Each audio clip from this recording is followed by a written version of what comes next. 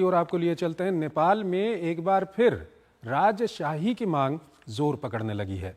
दरअसल पिछले 20 साल में नेपाल में लोकतंत्र पूरा अस्थिरता भरा रहा है।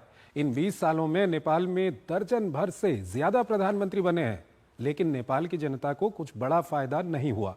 शायद यही कारण है कि नेपाल में जनता का एक हिस्सा फिर से राजशाही को वापस लाने की मांग कर रहा है। ये रिपोर्ट देखिए। नेपाल में हिंसक संघर्ष के बाद लोकतंत्र तो आया, लेकिन साथ ही सत्ता का तिकड़म, राजनीतिक अस्थिरता और भ्रष्टाचार का दीमक भी साथ ले आया।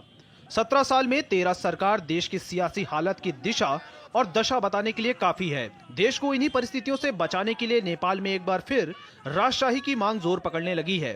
पूर्व राजा ज्ञानेन्द्र शाह जब काठमांडू पहुंचे तो महाराज लौटो देश बचाओ के नारे के साथ उनका स्वागत हुआ। ज्ञानेन्द्र शाह अब तक नेपाल की राजनीति के बारे में बोलने से बचते रहे हैं, लेकिन हाल के समय में वे अपने समर्थकों के साथ सार्वजनिक रूप से कई बार नजर आए हैं।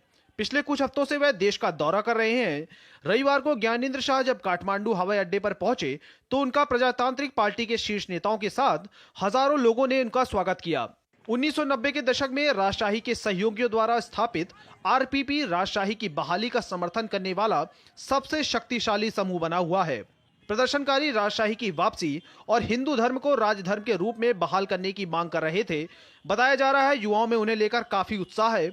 उनके कुछ समर्थकों ने प्रधानमंत्री केपी ओली के खिलाफ भी नारे लगाए। हालांकि पिछले दिनों प्रधानमंत्री केपी ओली ने चुनौती देते हुए कहा था कि अगर राजा सत्ता में आना चाहते हैं तो अपनी पार्टी बनाएं और चुनाव लड़ें। नेपाल में 1996 में माओवादियों के नेतृत्व में गृह युद्ध शुरू हुआ। 2001 में राजमहल में तत्कालीन राजा बीरेंद्र बीर विक्रम शाह और उनके पूरे परिवार की हत्या कर दी गई। इस हत्याकांड के बाद ज्ञानेन्द्र शाह नेपाल के महाराज घोषित किए गए। 2005 में शाह ने संविधान निलंबित कर संसद को भंग कर दिया था। लोकतंत्र समर्थक और माओवादियों गठजोड़ ने राजशाही को ढहा दिया। 2008 में नेपाल की संसद ने देश में 240 साल से हुकूमत कर रही हिंदू राजशाही को भंग कर दिया।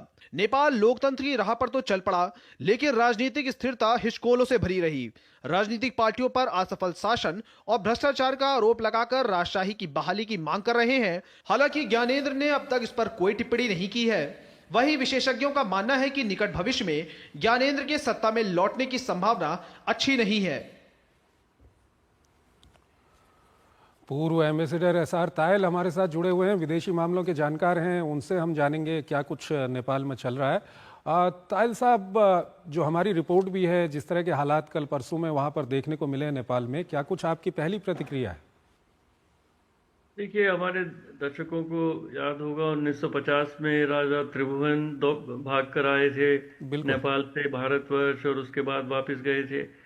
तब से नेपाल में प्रजातंत्र के कई प्रयोग हुए कि कितनी सत्ता राजा के पास रहे, कितनी सत्ता चुने हुए प्रतिनिधियों के पास रहे, पर किसी ना किसी तरह से वहाँ अभी तक लोकतंत्र प्रजातंत्र की जो जड़ें हैं वो शायद बहुत मजबूत नहीं है। और जैसा कि केपी ओली साहब ने कहा कि अगर राजा, देखिए अब किसी देश में अब राजाशाही तो वापस आ नहीं सकती, पर अगर उनको है समर्थन तो एक पार्टी उनकी है राष्ट्रीय प्रजातंत्र पार्टी, उसमें वो प्रतिनिधित्व करें और इलेक्शन लड़े। पर कहने की देखिए बात यह है कि नेपाल में गरीबी बहुत है, भुखमरी बहुत है, पॉपुलेशन बहुत तेजी से बढ़ रही है और कोई भी सत्ता में आता है वो जो जनता की जो मांगे हैं, जनता के जो दुख दर्द हैं उनको हटाने में असमर्थ है। तो कुछ दिन बाद जनता चाहती है कि चेंज के लिए कि शायद नई सरकार आएगी, कोई नया सिस्टम होगा तो हमारा भविष्य अच्छा होगा, हमारा वर्तमान अच्छा होगा। वो हो नहीं रहा है। और कोई एक दुर्भाग्यपूर्ण बात यह है कि वहाँ के ज़्यादातर जो राजनीतिज्ञ हैं वो प्रोफेशनल राजनीतिज्ञ हो गए हैं। वो जनता की सेवा से कोई उनको मतलब नहीं है और वो केवल अपनी शायद सेवा में ही लगे हुए हैं। सर, यहाँ पर सवाल ये भी आता है कि वीर वीरेंद्र विक्रम शाह को जनता का बहुत अच्छा सपोर्ट था, लेकिन ज्ञानेन्द्र शाह को कभी इस तरह का सपोर्ट नहीं देखा गया।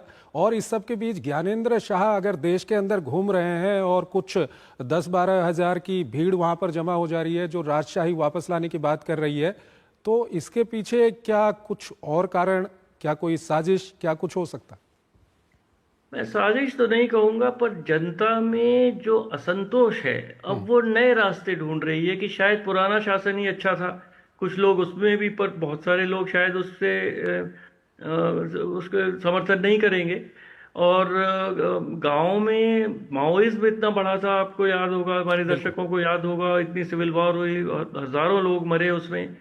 पर राजशाही इसलिए चलती रही कि नेपाल में जो वहाँ की फौज थी उसकी 100% सपोर्ट राजा को रहती थी, बिल्कुल। और उसकी वजह से राजा की सत्ता चलती रही। पर अब वहाँ फौज में जो माओइस्ट जो थे वो लोग भी अब फौज में अब ले लिए गए हैं। तो फौज वहाँ की क्या राजशाही दोबारा चाहती है? मैं समझता हूँ कि शायद नहीं चाहती है। और अगर फौज का 100% सपोर्ट और समर्थन ज्ञानेंद्र जी को नहीं होगा तो कोई रास्ता नहीं है उनका सत्ता में वापस आने का। केवल लोकतांत्रिक रास्ता ही उनके सामने है कि राष्ट्रीय प्रजातंत्र पार्टी के वो नेता बने और लड़े चुनाव लड़ा, ठीक है। ठीक है। इलेक्शन लड़े। हम तो लोकतंत्र देश है भारत, और भारत चाहेगा कि जो भी जनता चाहे नेपाल की अपनी सरकार चुने, चाहे वो राजा हो रंग हो। ठीक है। बहुत बहुत आपका शुक्रिया सर, आप हमारे इस कार्यक्रम में जुड़े और दोनों ही विषयों पर काफ़ी महत्वपूर्ण अपना विश्लेषण आपने हमारे दर्शकों